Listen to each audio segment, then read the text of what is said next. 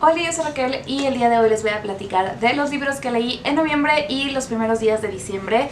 Cada año, desde hace 7 años, cuando ha sido el Guadalupe Reinas, olvido hacer este video en el que les platico de mis lecturas de noviembre y de los primeros días de diciembre previo al comienzo de la maratona.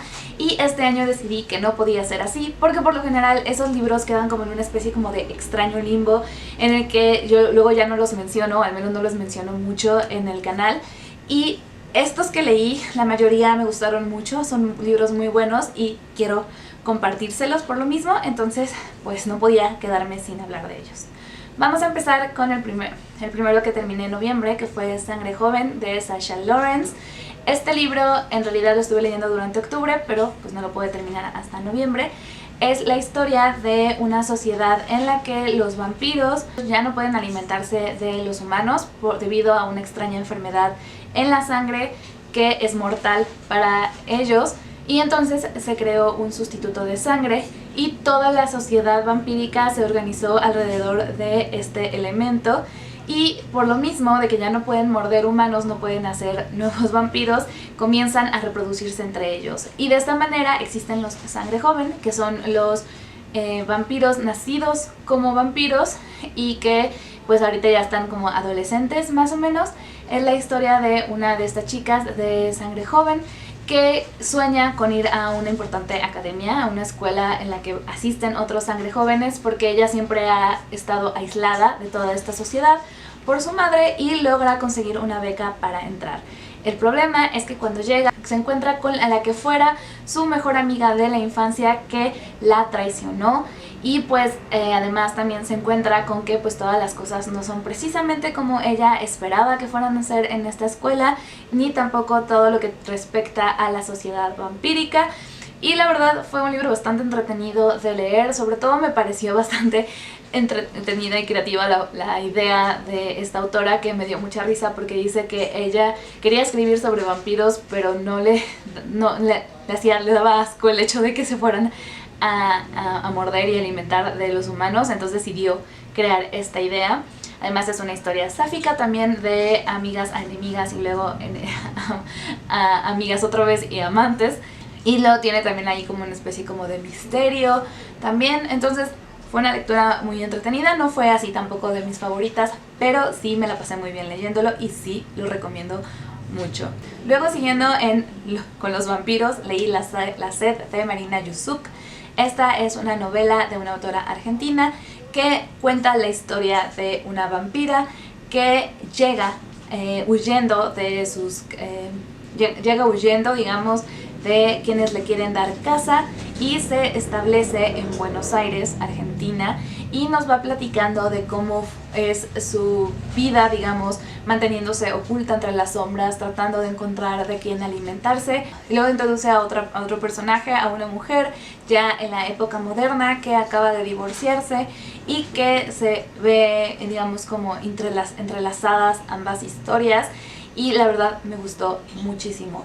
Disfruté bastante más la primera parte, que justamente es la que tiene que ver con esta vampira, pero de cualquier manera también me gustó mucho toda la dinámica que tienen, que tiene también la segunda parte. Me gustó mucho, me gustaron mucho las descripciones que hacían, sobre todo de las sensaciones de la vampiro, y hasta ahí con los vampiros.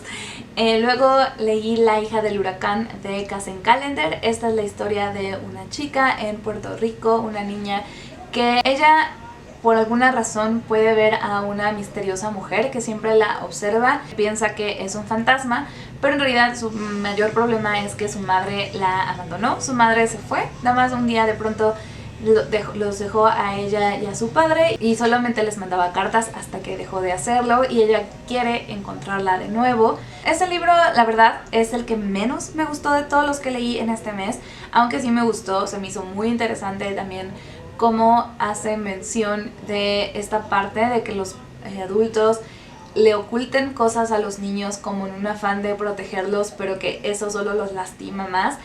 Me dio mucho coraje eso, pero creo que hace muy buen comentario de eso.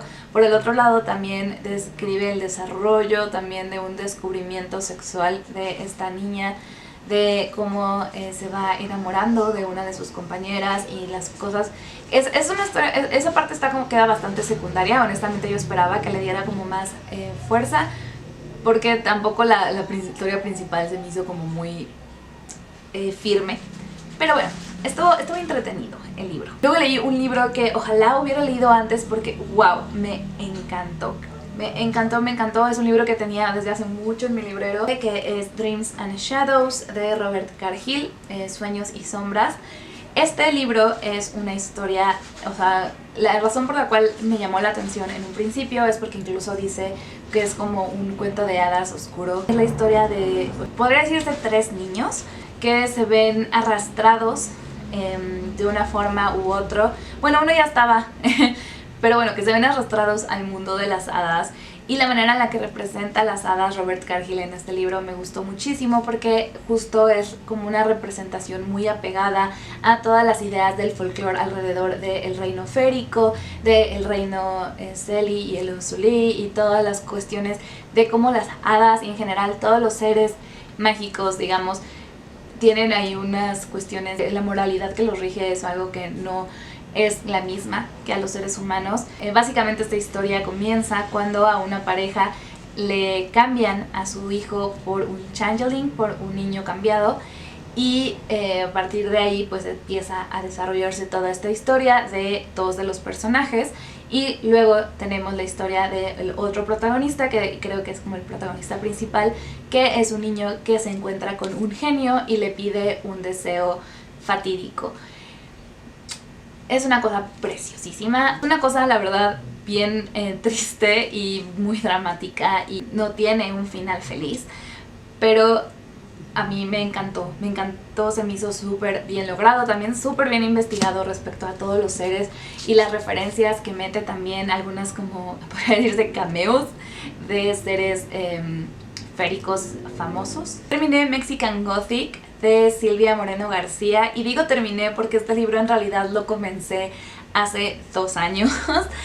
Comencé hace 2 años, leí como más o menos hasta el 35-40% y luego lo pausé durante mucho tiempo, lo retomé este año al fin y lo terminé, y está muy bueno. Es una novela, como su nombre lo dice, como gótica, de esta chica que va a un pueblo minero en búsqueda de su prima, que se casó y ahora está enferma, y manda una carta muy extraña, por lo que va a ver qué ocurre con su prima, porque está enferma.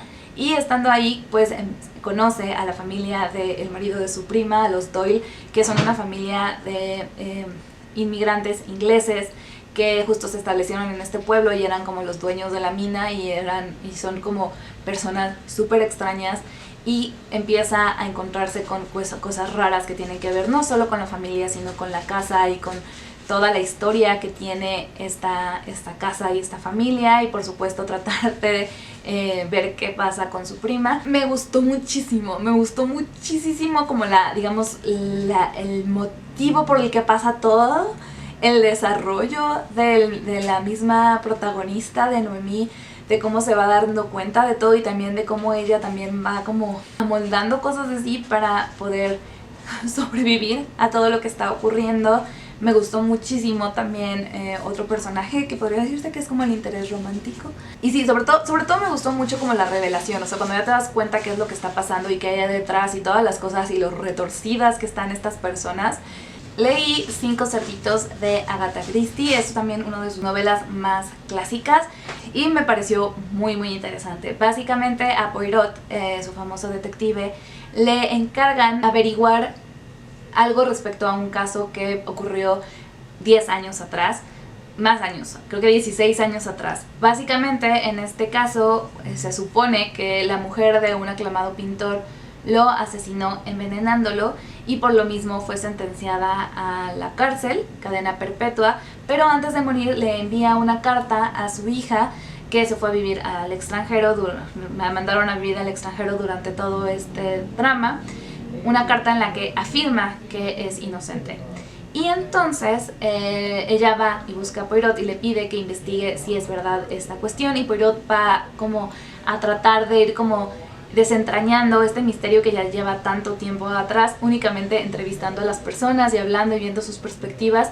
Y es muy interesante de ver porque de cierta forma Poirot hace lo que nosotros como lectores hacemos siempre, de ir como leyendo las cosas que ya ocurrieron e ir tratando como de unir las ideas. Fue muy interesante o sea, como en general el chismecito, pero también como ver cómo va explorando la cuestión de la psicología humana y de las relaciones humanas y de las motivaciones y de cómo las perspectivas también, de cómo ciertas personas ven de una u otra manera a las otras personas. Y fue una gran lectura. Leí el segundo libro de la saga de Los colores de la magia, que es Concilio de sombras, de B.E. Schwab. El primer libro lo leí hace ya también como 2 años y tenía muy pendiente continuar con la saga, y aproveché justo la lectura conjunta que la misma autora organizó con motivo de la publicación del primer libro, digamos como de la segunda saga de este universo. Originalmente quería ir al ritmo de la lectura conjunta que había propuesto, pero no lo conseguí. Leí más despacio. Continúa poquito después de donde se queda el primer libro.